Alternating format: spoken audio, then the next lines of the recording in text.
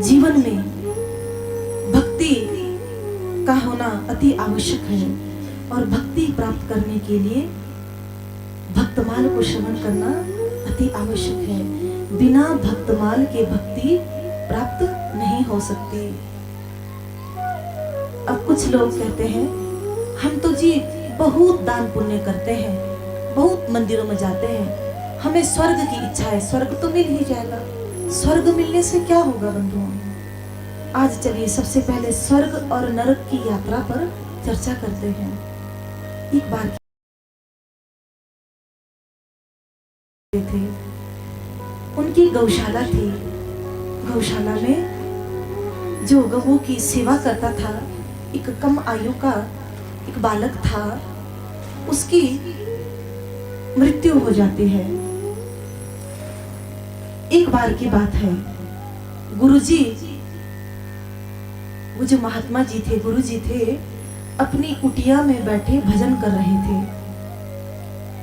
अचानक उनका ध्यान उस बालक पर जाता है।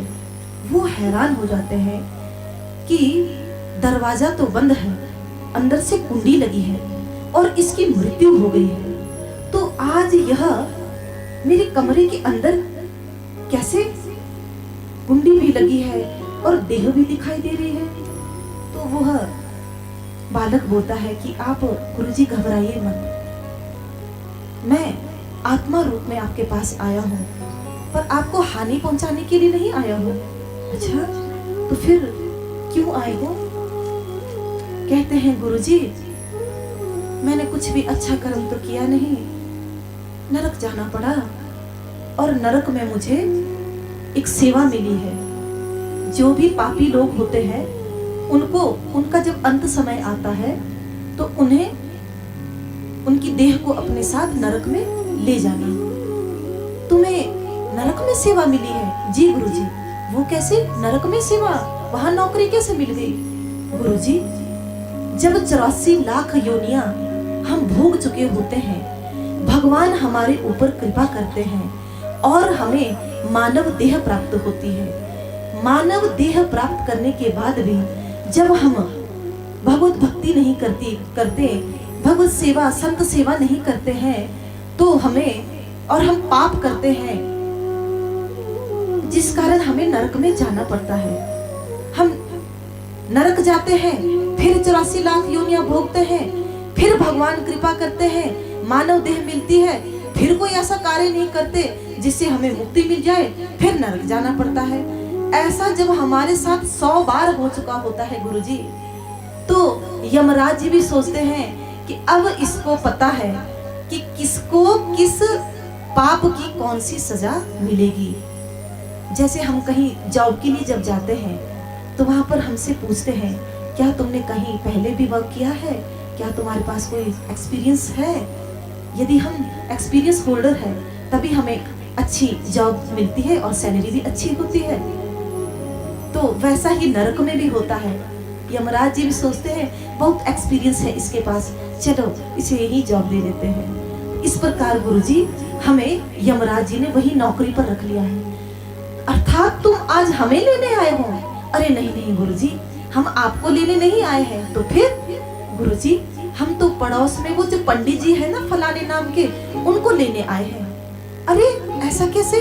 कल ही तो वो मेरे पास आए थे, हट्टे कट्टे, एकदम सही, कोई बीमारी नहीं, कुछ नहीं। कल ही तो बेटे का ब्याह दिखाने के लिए आए थे कि मुहूर्त निकाल दीजिए पंडित जी। हमने उनको मुहूर्त दिखाया, वो तो बिल्कुल ठीक है, ऐसे कैसे मर जाएंगे? तब वो बोला, गुरुजी बस 5 मिनट रुक जाइए।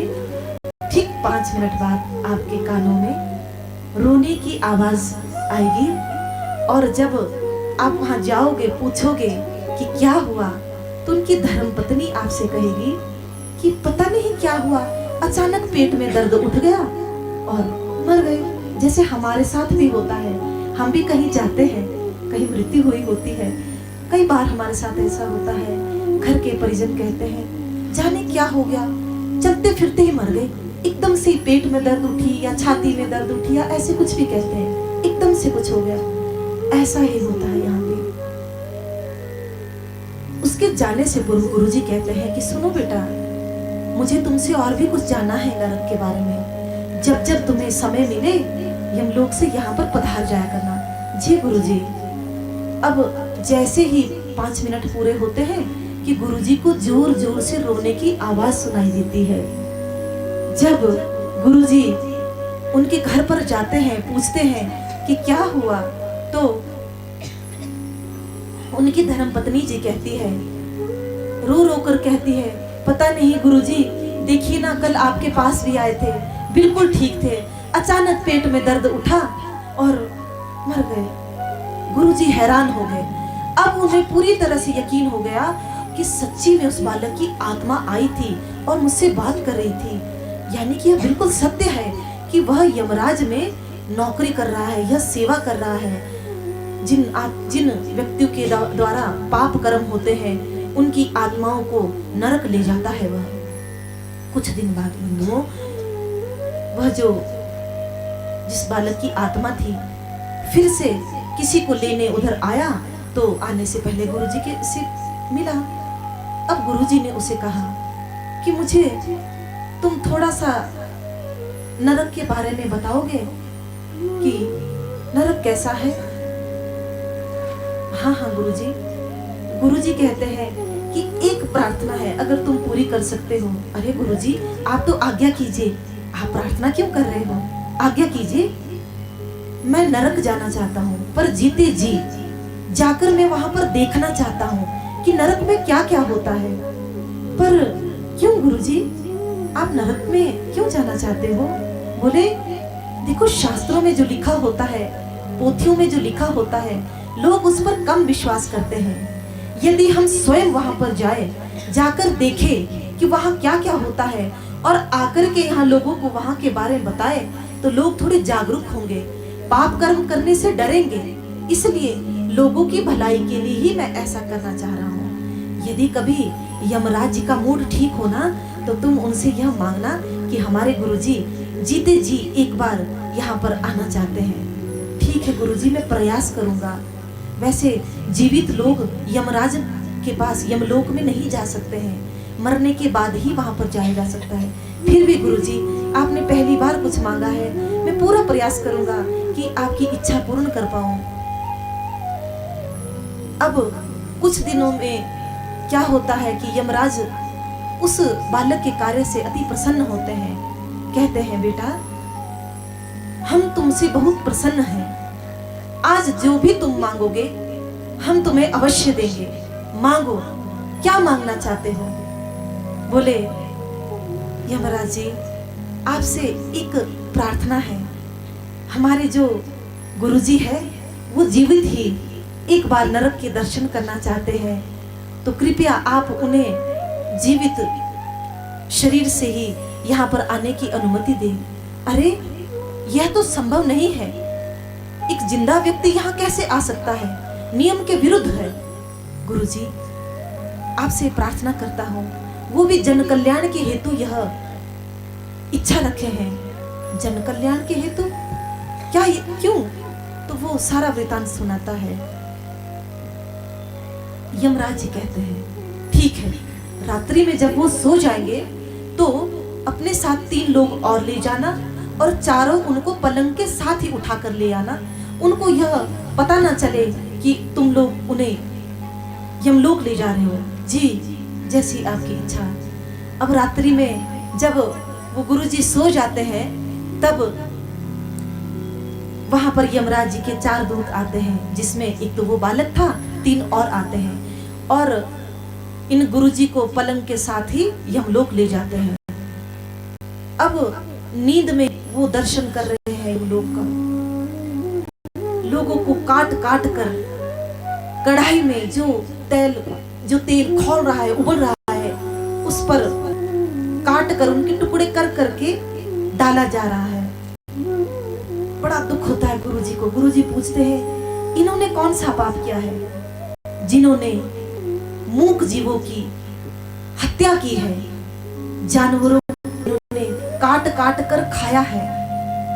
ऐसे जो मांसाहारी है उनको भी यहाँ पर ऐसे ही काट कर टुकड़े टुकड़े करके कढ़ाई में तेल में पकाया जाता है। और देखिए, हमसे कोई ऐसा करे तो हम तो मर जाएंगे। शरीर अर्थात आत्मा तो नहीं मर सकती, शरीर तो मर जाएगा। और वहां सोचिए, वो पहले से मरा पड़ा है, फिर उसके टुकड़े काटे जाएंगे, पकाया जाएगा, ना तो दोबारा मर सकता है। कैसे सहन करता होगा, कितनी पीड़ा उस समय होती होगी। जो व्यक्ति, कुछ लोगों को देखते हैं कि उन्हें सुई की नोक पर चलाया जा रहा है, रो रहे हैं, चिल्ला रहे हैं, सुई नीचे से घुसती है, ऊपर निकलती है, इतना खून बह रहा है। अरे इन्होंने कौन सा पाप किया है?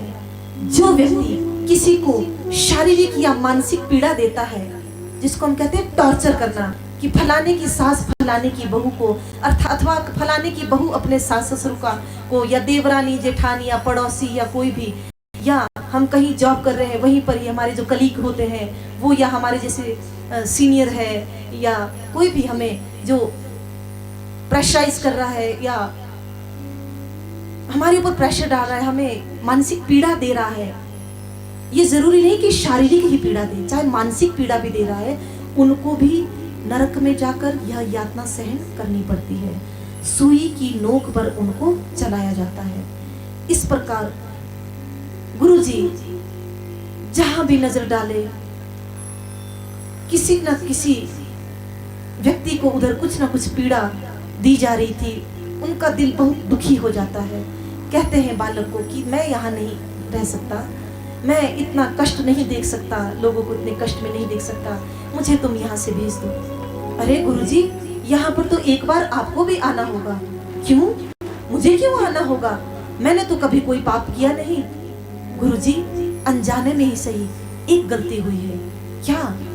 ये जो सामने आप व्यक्ति देख रहे हो ना, हाँ, आपके पास इसका ऋण रह गया है। उस व्यक्ति को वहां बुलाया जाता है। गुरुजी पूछते हैं, भाई तुम मुझे बताओ, मैंने तुमसे कब ऋण लिया और कितना ऋण है? बोले 2 रुपए। 2 रुपए कैसे? आप एक बार मेरे पास दुकान में आए थे वस्त्र खरीदने के लिए। आप वहां पर मुझसे 2 रुपए कम करवा रहे थे और मैं आपको मना कर रहा था कि नहीं, मैं पूरा पैसा लूंगा। जबरदस्ती आपका दिल, जितना दिल चाहा आपने मेरे हाथ पर पैसे रख दिए और वहां से चले गए, जबकि मैं आपसे बार बार वो 2 रुपए मांग रहा था और आपको जाते जाते भी कह रहा था कि मैं आपका इंतजार करूंगा, आपसे ये 2 रुपए मुझे चाहिए। लेकिन आपने मुड़कर भी नहीं देखा, आप वहां पर दोबारा नहीं आए।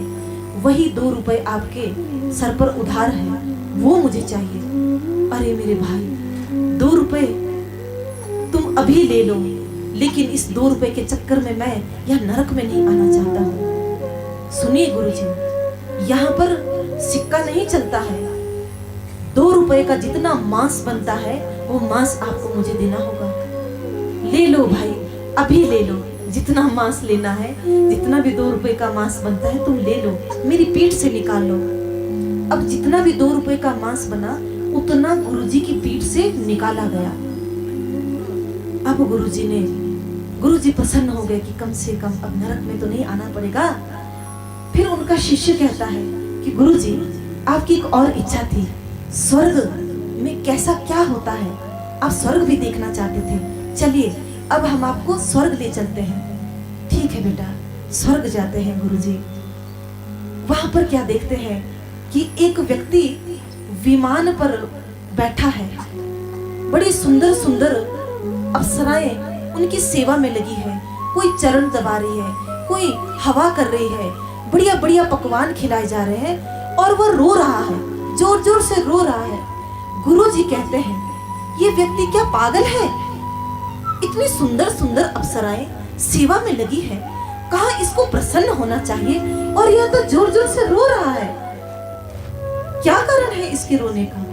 गुरुजी, वो नीचे गांव है ना, वहां ध्यान से देखिए, इनकी बहू के एक बालक होने वाला है, पोता, इनका पोता होने वाला है। इस व्यक्ति ने तो इतना धर्म कर्म किया कि जिसके कारण इसको स्वर्ग की प्राप्ति हुई। इसने खूब दान पुण्य किया, खूब मंदिरों के दर्शन किए, उस कारण यह स्वर्ग तो आया, किंतु जो इसका पोता होने वाला है ना, वो बहुत दुष्ट प्रवृत्ति का होगा, बहुत पापी अत्याचारी होगा, जिसके कर्मों का फल इसे भी भोगना पड़ेगा। पर इसमें इसकी क्या गलती? ये क्यों भोगेगा भला?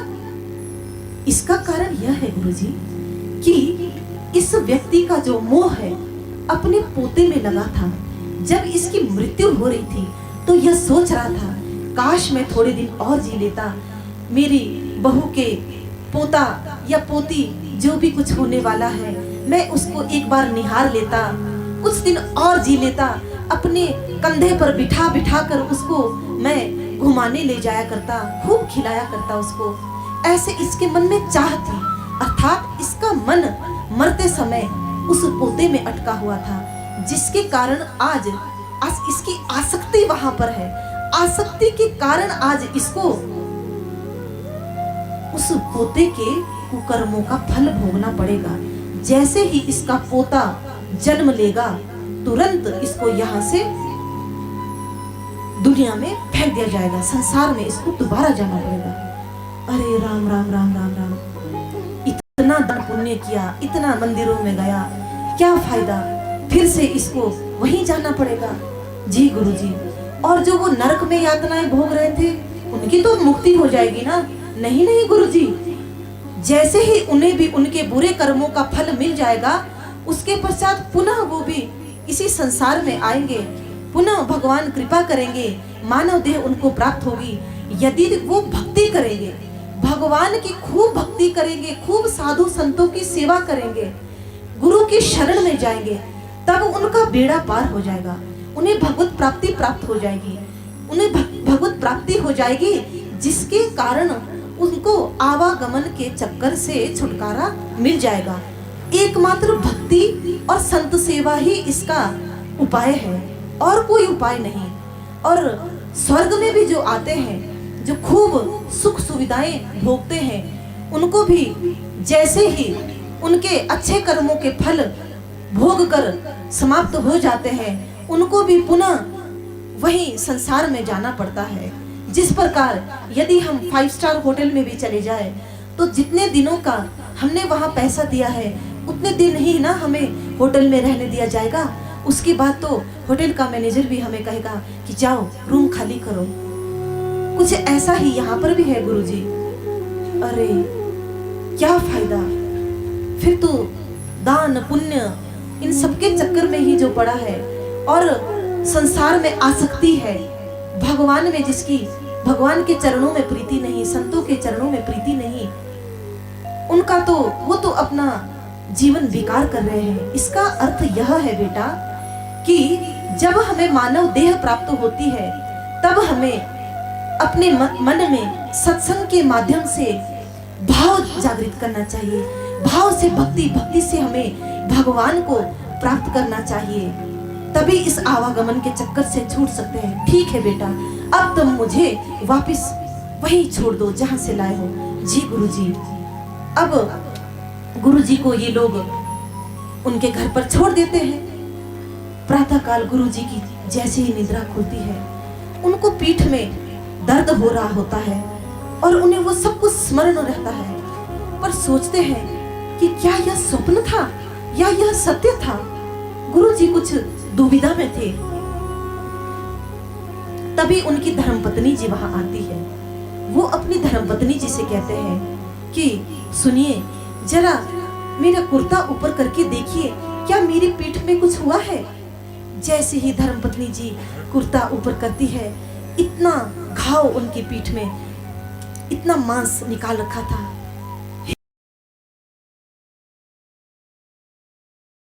आपकी पीठ से इतना, आपकी पीठ में घाव दिया है, ये कोई